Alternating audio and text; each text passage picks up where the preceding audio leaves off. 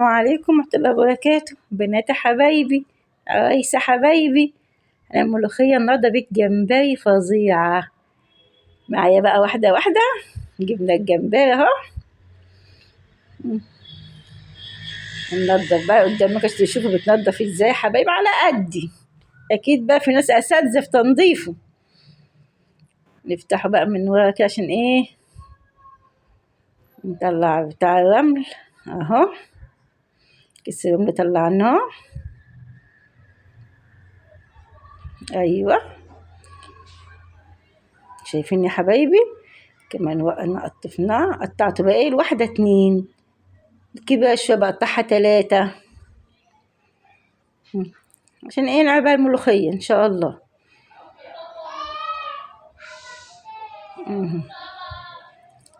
دي الحلة طبعا الإضاءة عاملة شوية، الحلة طالعة مسودة حبة معلش. اللندة كنا بنصور بيها ايه اتحرقت. حبة فلفل وكمون وكزبرة.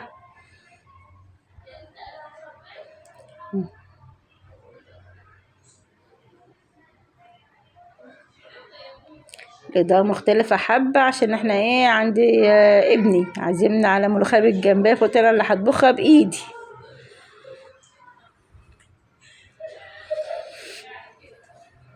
ايوه والله يا بناتي كان طبق ملوخية بجد بجد بيقولوا ايه تسلم ايديكي، ولا في زفارة ولا اي حاجة حكاية. طبعا سبته لما شرب ميته خالص، فعملت شربته دسمة ازاي.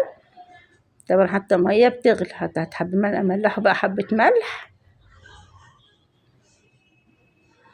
ننزل بقى ايه المية اللي بتغلي عليه. شايفين يا حبايبي استوت ومية مية. ننزل المية على قد الملوخية ماشي، مش تحطي ميه كتير، حتى لو مقاطع تقيله شويه ممكن تزوديها، انما لو خفيفه مش هعرف تقليها. يعني حبه الميه دول وزودت ميه خلي بالكم. الملوخيه طبعا ملوخيه خضرا، طبعا غسلاها وخرطاها مظبطاها.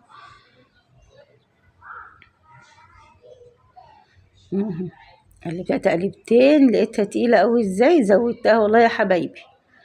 فلما تبقى الشوربه شويه تعرفي تزودي، انما لو كتيره مش هتعرفي تقلليها. تقلليها ازاي؟ شوفي الجمبري فيها جميل ازاي. هنعمل الطشة بتاعته.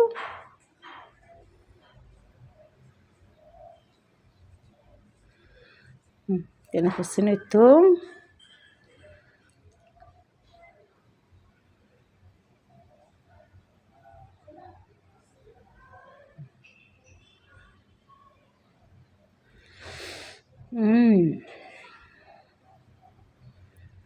طبعا حبة كزبرة صغيرين، يعني معلقة كزبرة صغيرة عليها احمرت اهيت.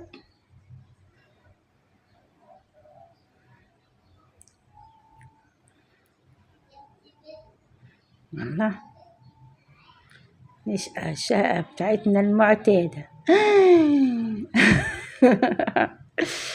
جميلة جميلة جميلة. لو تلاحظوا عشان انا انا زودتها شوية مية، شوف الملوخية زايدة ازاي والتقيلة والجميلة، فنخلي الشوربة شوية. الملوخية لو عايزة تزيد شوربة هنزودها.